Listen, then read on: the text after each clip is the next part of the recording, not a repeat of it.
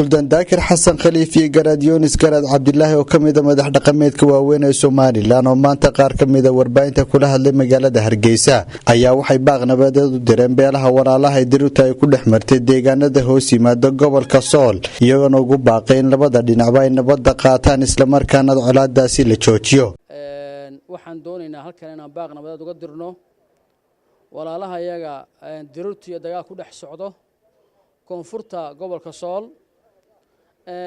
waxaan ugu baaqaynaa awal shay Ilaahay subxaanahu wa ta'ala inay ka baqaan dhiiga joojiyaan annagoo ah salaadiinta beelweynta madhibaan ee ku dhaqan Jamhuuriyadda Soomaaliland waxaan ugu baaqaynaa walaalaha iyaga inay joojiyaan dagaalka iyo dhibka iyo aafada ay dhex taala waayo waxaan ka warhaynaa dagaalka sidiisaba tarantiisu waa inay dad ku madhaan hooyo ku goblanto wiil lagu waayo aafada kale ka dambeysana waxa weeyaan saan ogsoonahay dagaalku waxa uu keenaa waa gaajo waa iimaan la'aan waa dhimasho waayo Ilaahay subxaanahu wa ta'ala mar walba wuxuu umada ugu mana sheegtay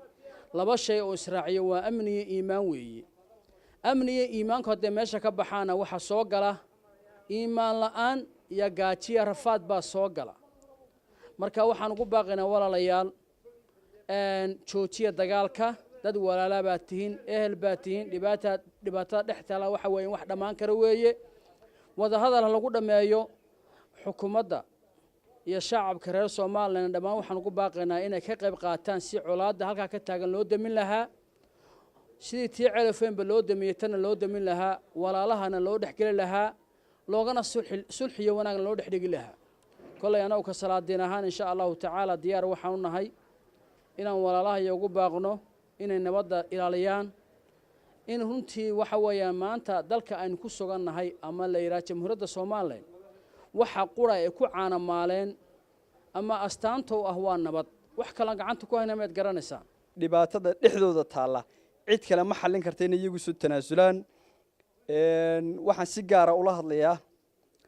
uqaasha iyo waxgaradka iyo salaadiin garaadada labada beelood